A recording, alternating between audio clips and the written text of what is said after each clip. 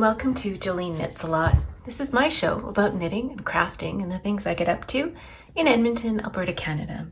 Lately, I've been interested in learning how to crochet. I learned how to crochet as a young girl from my grandmother, but I was never very good at it. And in recent years, I have made crochet granny stripe blankets, and I wanted to learn how to do a granny square. So I started out with a little YouTube video and some colorful yarn from Knit Picks, and I made a square. It was a great video, so I made some more squares, and before I knew it, I had a pile of squares without really any plan on what to do with them. I have seen lately some pictures of granny squares in the media with in bags or sweaters, and I decided I would like to try my hand at turning these granny squares into a sweater. So come along with me on this journey as I attempt to turn granny squares into a sweater.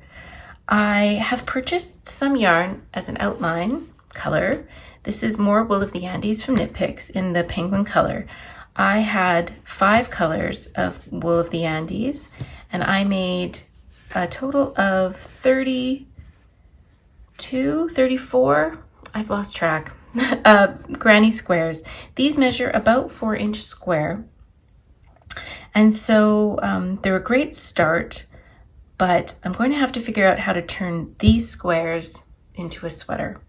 My plan is to use both knit and crochet in making this sweater, and I'll show you some pictures of sweaters that I've been inspired by. Most of them are granny squares that incorporate some knitting. In my sweater, I'm fairly confident that I won't have enough squares to complete a full sweater, all in granny squares. So I would like to try to knit the sleeves, as well as knitting the hem at the bottom of the sweater and the collar at the top of the sweater. I've been very inspired by this sweater, which is a cardigan, and I plan on trying to adapt it to a pullover with knitted raglan sleeves. So wish me luck as I start this little endeavor, and I'll bring you along on the way and let you know how I get on, my fails and my successes. So let's turn some granny squares into a sweater. So I've been doing some doodling. I knew that I would need a plan for the layout of my granny squares for this sweater, and I'm very, very influenced by the Ariana sweater by Amy Christoffers, which is a free pattern available on Ravelry. I will link that sweater down below if you're interested. I use that sweater as sort of a guideline for how to lay out the squares in a pleasing pattern. I'm going to be using my squares on an axis like this so that they appear like diamonds. And you can see here I've sort of drawn out a back layout and a front layout for this sweater.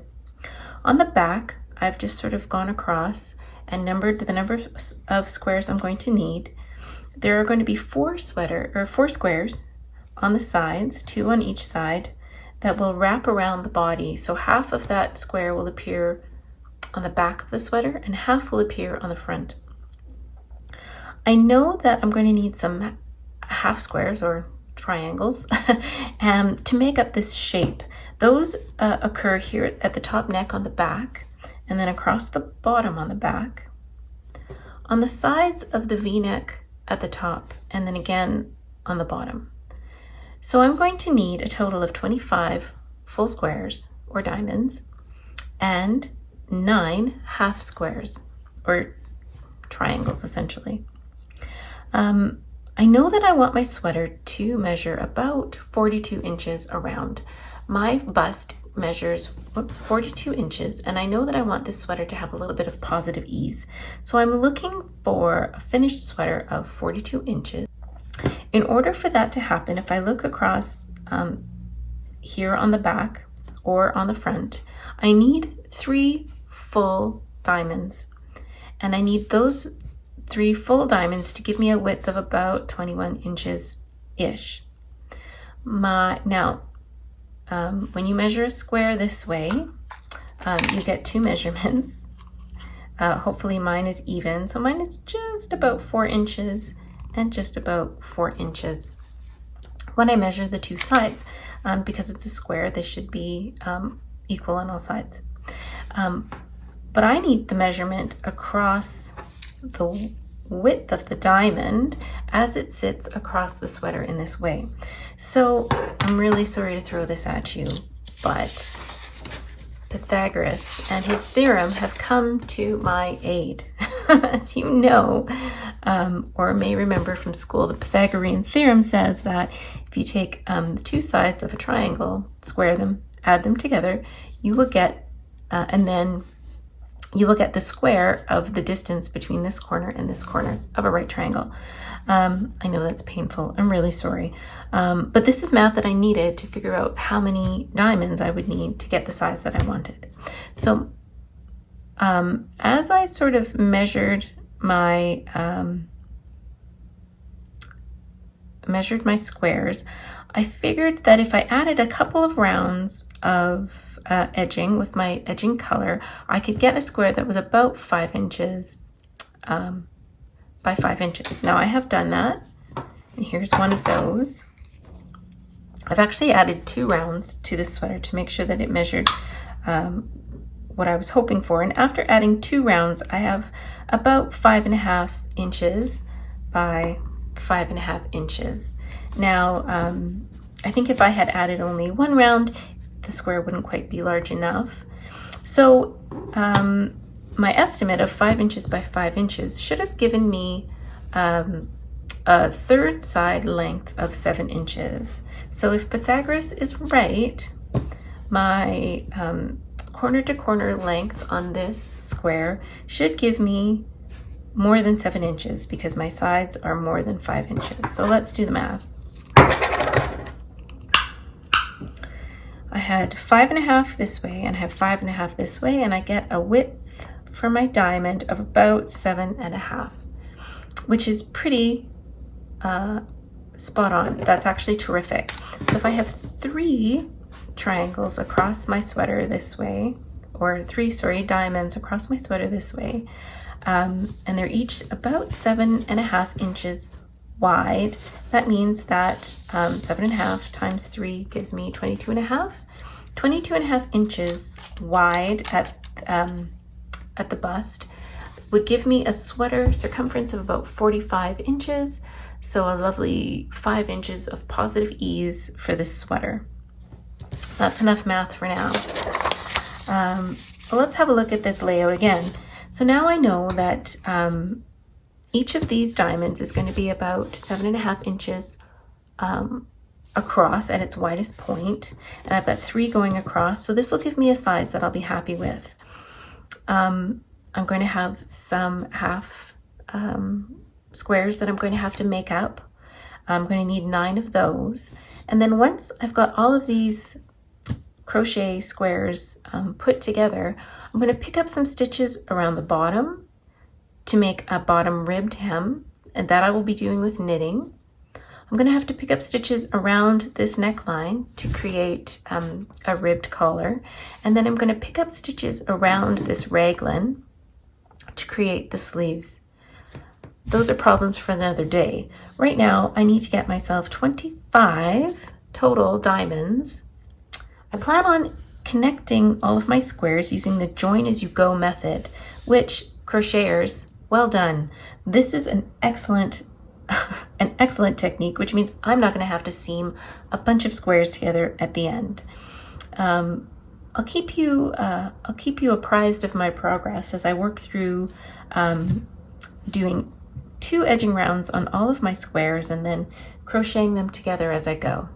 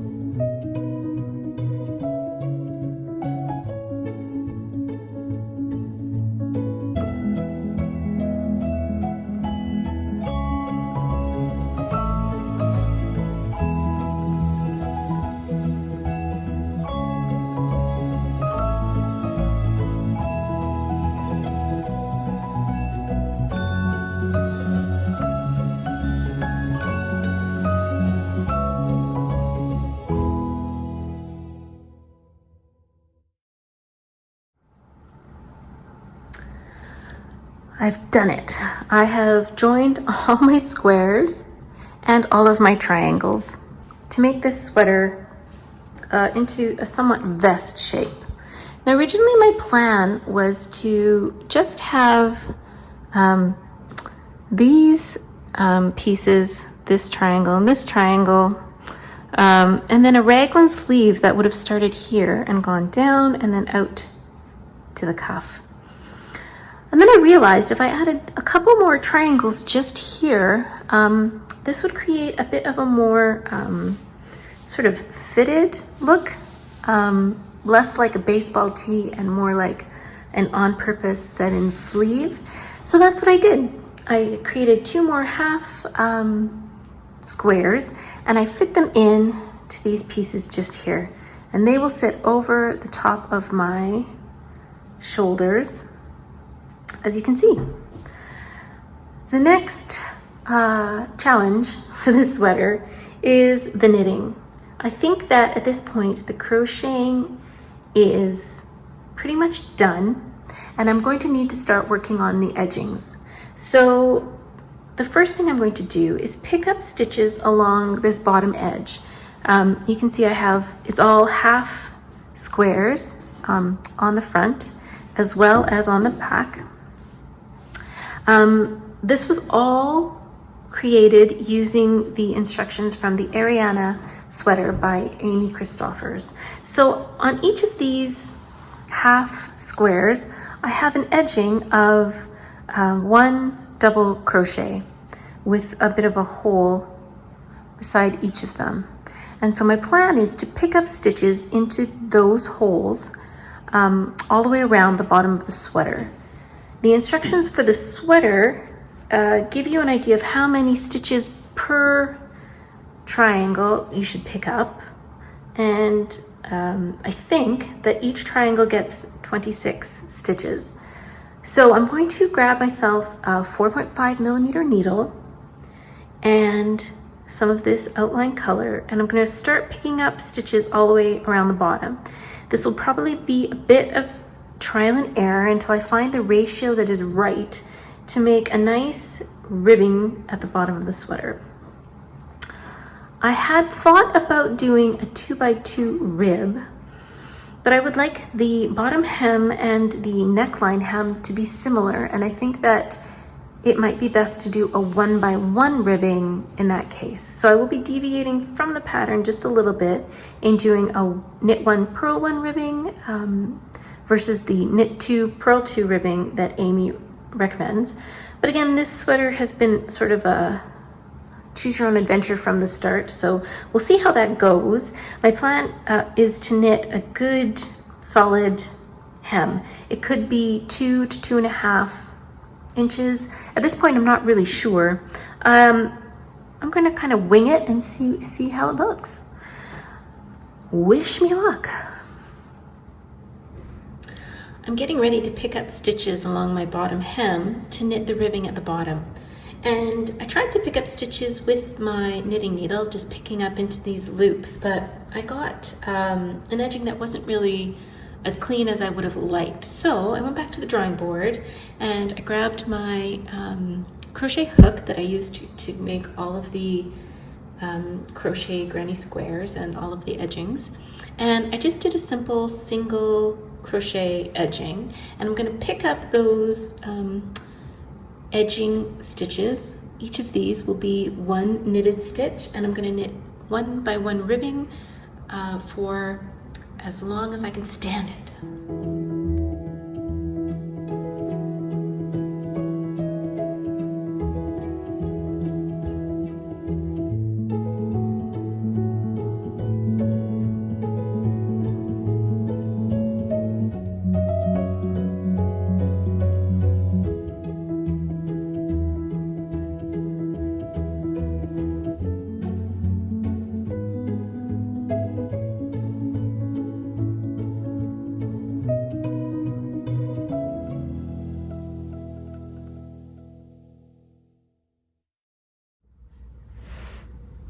I've made a lot of progress on my sweater.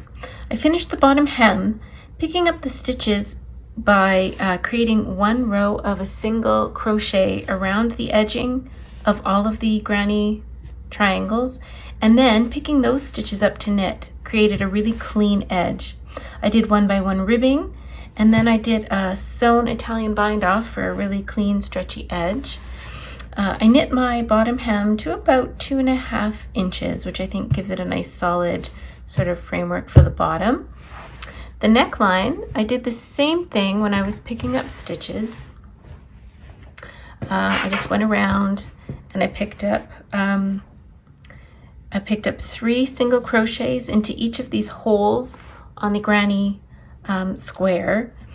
On the edging that was a completed granny square, I just picked up 1 stitch in each of the stitches of crochet, and then I did that all the way around. Sorry, there's lots of dog hair on my sweater. That's life with a corgi. Anyway, when I was finished picking up all the stitches, I worked 1 by 1 ribbing, creating a central double decrease at the bottom point of the V-neck. A central double decrease is a stitch that turns 3 stitches into 1. So you take 1 from each side, and it gives you this nice edge that looks like a knit stitch. To complete a central double decrease, you slip 2 stitches together as if to knit onto the needle together at the same time. Then you knit the next stitch, and you pass those 2 slipped stitches over the knitted stitch. And that will create a lovely knitted line that sort of gives you this nice finished effect. I think that this V-neck will open up a little bit as I wear it and as I get the sleeves on, so I'm not worried about this shape too much. I think it'll be just fine. I'm ready to start my sleeve, and I've had to do some trial and error with how many stitches to pick up for my sleeves. When I used the same pickup rate as I did for the hem and the neckline, I found I had too many stitches. So for the hem and the neckline, I picked up 3 single crochets for every row of crochet I had, and then 1 single crochet for each crochet stitch around the edge. This just gave me too many stitches, and the sleeve was just too big. So I tore it out and I tried again. This time I picked up 2 single crochets for every row in my granny triangle, and again I picked up 1 single crochet around the edge of the crochet granny squares that were full, and I found this to be much better in terms of the number of stitches that I needed. I can think of 2 reasons why I need fewer stitches on my sleeves than I did on my ribbing, and that is my needle is larger. For the stockinette portion of the sleeves, I'm using a 5mm needle, and for the ribbing, I used a 4.5mm needle. It's pretty common in knitting to use a smaller needle on your ribbing so that it sucks in more. And the other reason is that it's stockinette, and stockinette stitch does tend to spread out a bit more than ribbing does. So I have done my single crochet or slipped crochet sort of around the edge of my sleeve. Then I've gone ahead and picked up 1 knit stitch in the top of each of those crochet stitches. And now I have 70 stitches on my needle. I'm going to start working some short rows to create a sleeve cap at the top of my sleeve. And to do that, I am starting at the top of my sleeve. So you can see that this triangle here was the one that sits across the top of my shoulder. And so the middle of this triangle right here would be the center of my shoulder. So I'm going to work 4 stitches on either side of that center, of that sort of center triangle. So I'm going to knit those 4 right now. Or sorry, I'm going to knit 4 from each side, so a total of 8. So 4 on this side of center and 4 on this side of center. So I will do 8.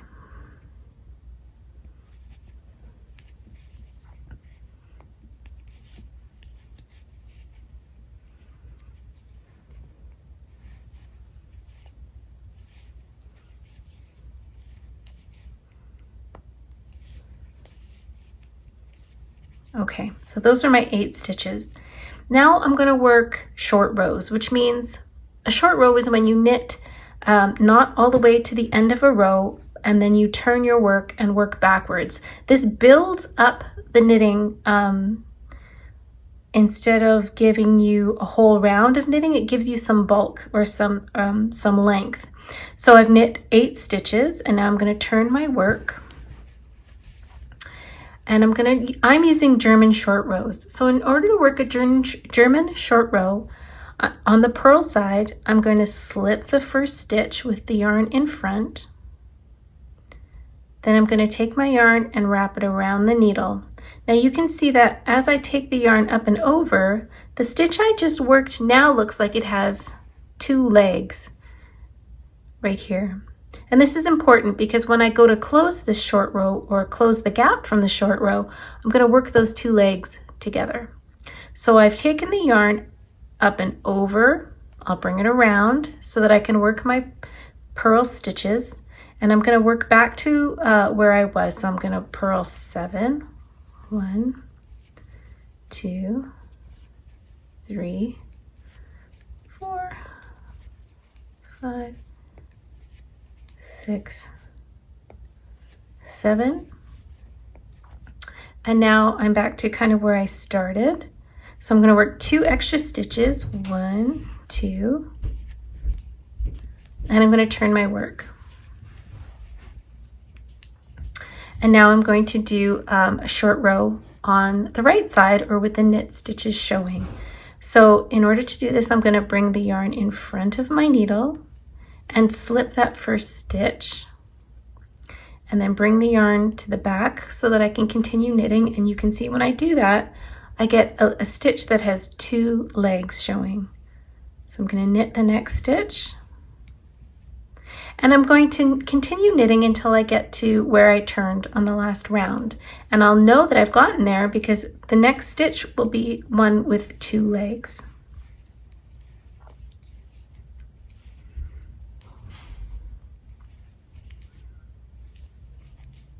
And here it is. It's got 2 legs. So I'm going to go ahead and knit those 2 together. So I'm going to go from the left side of the stitch towards the right and pick up those 2 legs, knit them together. And now I'm going to knit 2 extra stitches. So each time I work these rows, I'm going to work 2 more stitches on either side. So now I'm going to turn.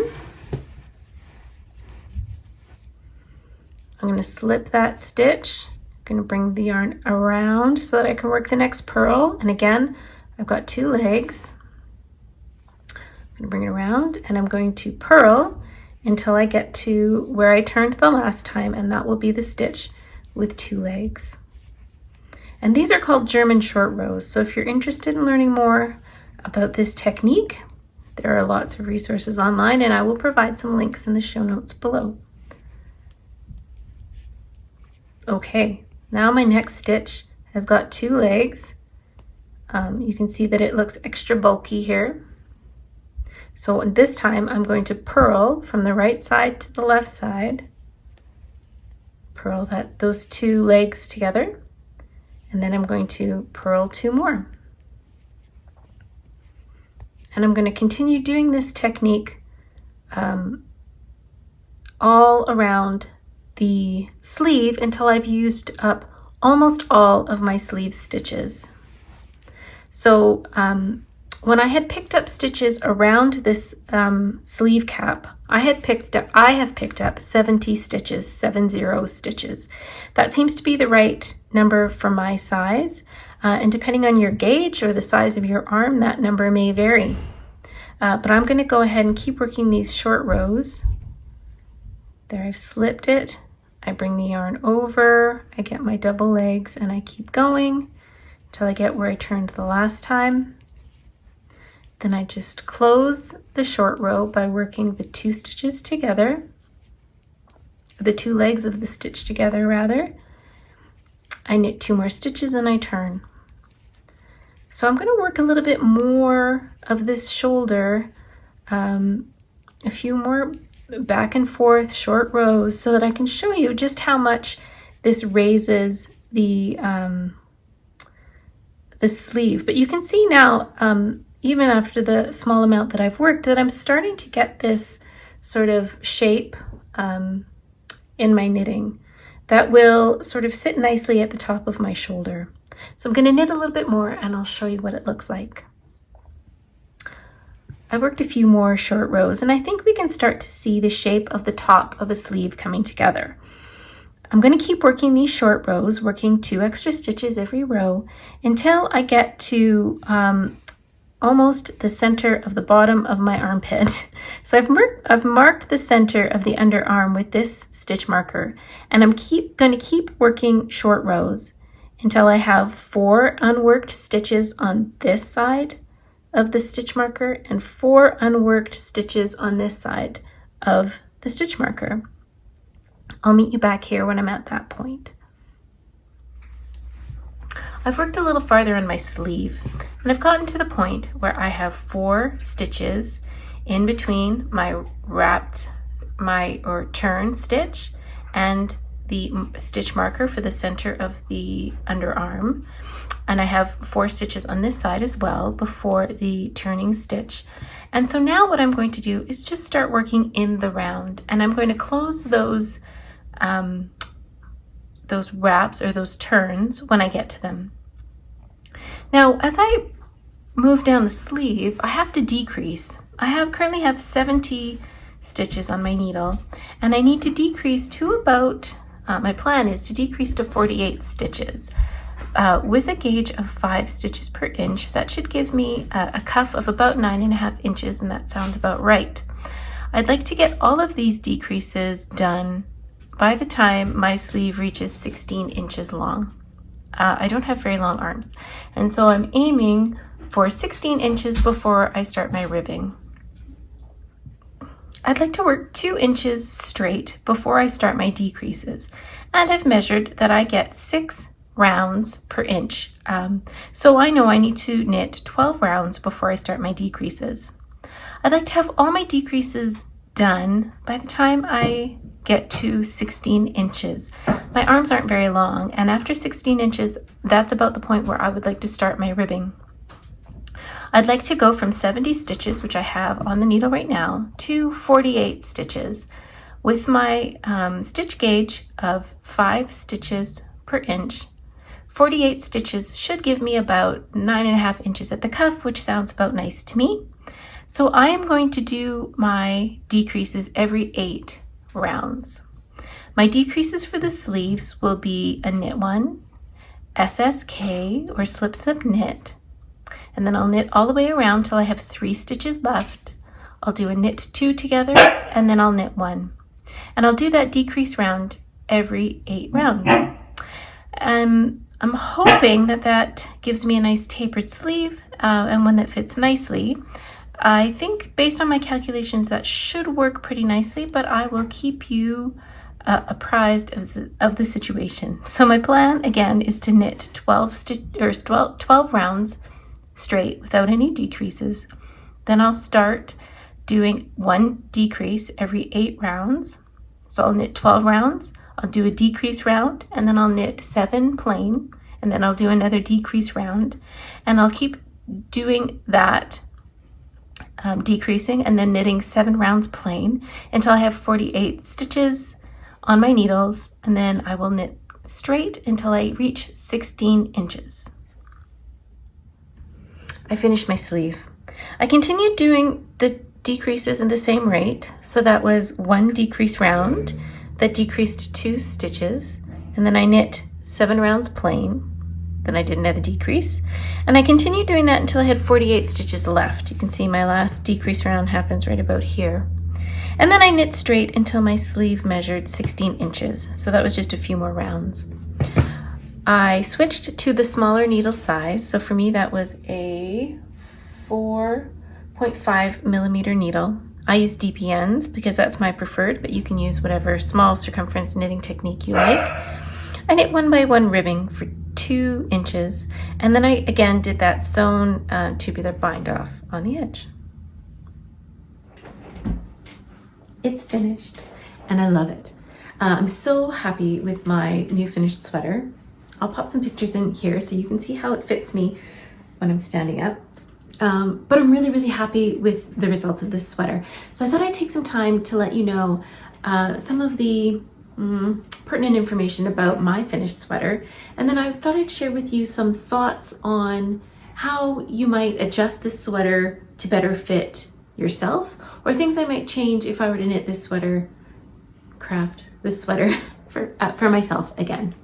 So the finished measurements of this sweater that I made are 43 inches in the chest, which is pretty ideal. I love the fit of it. My bust is a 40-inch around when I measure it. And so this sweater has about 3 inches of positive ease, which is great. I love it. It's super comfortable and it's not too big, which is sort of the fit I was going for. The sleeves measure 18 inches from the armpit on the underside to the cuff. I do have shorter arms, and so this gives me a slightly longer sleeve. I can pull it up over my hands a little bit. So that fits me really nicely. The armhole depth, which is the measurement from the top of the shoulder to the underarm, here, straight down, is 7.5 inches. And the sleeve measures 14 inches around. I do have some extra fabric in the sleeve, but not a ton. So if you have slightly larger arms, or if you prefer a looser sleeve, that might be a place where you made an adjustment. This sweater measures 17.5 inches measured from the armpit down to the bottom hem, which is actually fairly long for me, but I'm really happy with how it fits, so I'm not going to complain at all. And those are sort of the highlights or the major measurements for this sweater. I used Knit Picks Wool of the Andes in the worsted weight. This is a yarn that is relatively inexpensive and comes in an array of colors, so there's sure to be some that suit you. It is a non-superwash yarn, so it is a little bit toothy. It's not the softest yarn, but I don't find it uncomfortable to wear. It's a sweater that will have to be hand washed, which isn't a big deal for me. I am a crafter. I make a lot of things, and so I'm used to hand washing my sweaters. But that's something that you should think about if you are going to be using this yarn. I used, again, the worsted weight Wool of the Andes. I used 8 skeins or balls of the main color. This is called Penguin. And then I used 1 each of the contrast colors. So I used, this pale pink is Blush. The deep blue is Bermuda. This sort of orangey color is called Conch, like a shell. This bright pink is Dragon Fruit. And then the lighter blue is called Ocean. So I used 1 each of those colors to make all of my granny squares. And then I used the main color to do 2 rounds around each square. 1 round was just a plain round, and then 1 round was the joining round. And I used crochet join as you go technique to complete all of the joining of the sweater, of the granny squares in the sweater. I used a 5mm crochet hook to create all of the crochet elements of this sweater.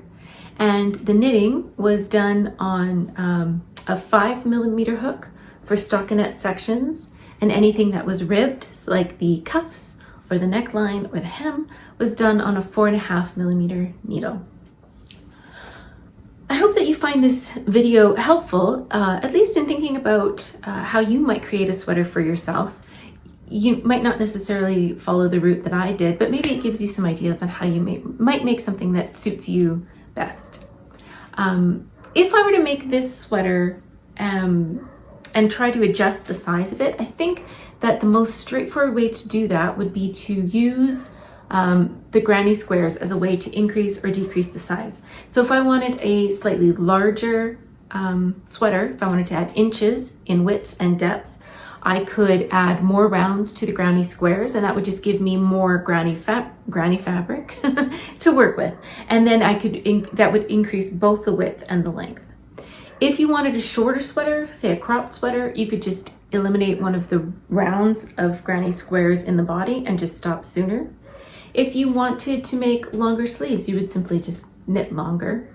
But if you're looking for some more space here in the shoulder, I think that what you might have to do is add more triangles. So you could easily have this triangle going this way, and then you could add a triangle here. So what I would do, I think, is just create more of these crochet granny triangles and then play with the shape until I got a sleeve depth that worked for me. But I think the other thing you could do is increase the size of your granny squares, and by doing that you're already adding depth here, because each of these either squares or triangles are automatically becoming bigger. Every time that you add a round, it gets bigger. So you would add more space here, more depth, and that could give you more armhole space as well. I think that you could make this into a more of a crew neck style sweater if you added one of these triangles right here, just across here, and that would give you more of a rounded yoke versus this sort of V-neck shape that I have. I have to say I do really like the V-neck. But if you wanted a crew neck, you could easily add a triangle right across here, and then that would give you a more rounded neckline, and that would also be absolutely fabulous. What you didn't see behind the scenes is me agonizing over which color square goes where, so that I didn't have too many that were side by side.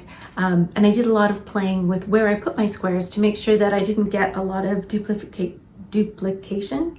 However, there are some squares and triangles that are quite similar, and for those ones I tried to put one on the front and one on the back so that they weren't always visible at the same time. But you could easily make this sweater out of granny squares and triangles that were all done in the same colorways, so using the same color for the inside, then the second round, third round, fourth round as you go, and I think that would be fabulous. I think you could do it all in one color. I think that would be great. I think it would be amazing in neutrals. So if you did like colors like creams and tans, I think that would be amazing. You could do grays. I think that would also be great. So I think you could totally play around with the color palette on this sweater, and I think that would give it a very, very different look also. The original sweater that I based this on, the Ariana cardigan, would, I think, give you a basis if you wanted to make this a cardigan instead of a pullover. So you could easily, again, use that as a guideline to figure out where you needed triangles, and then instead of forming it in this shape as a pullover, you'd simply have triangles where, maybe I'll stand up, you could do triangles where these full squares are, and then that would give you, you'd have to do like a quarter triangle here, but that would give you the shapes that you need to create a cardigan version of this sweater. And the Ariana cardigan pattern does give instructions on how to create all of those shapes. So not only the full square, the half square, and then a quarter square as well, which would be a half of this one like that, to create all of the various different shapes that you might need to create the crochet sweater of your dreams. I'm really delighted with this one, and I think I'm going to be wearing it a lot this fall, at least while the Crochet Granny Square is having a moment. Thanks so much for joining me. I hope that you found this video helpful for you. It may be interesting, maybe entertaining, and if you did, please like and subscribe to my channel for more videos like this. Bye!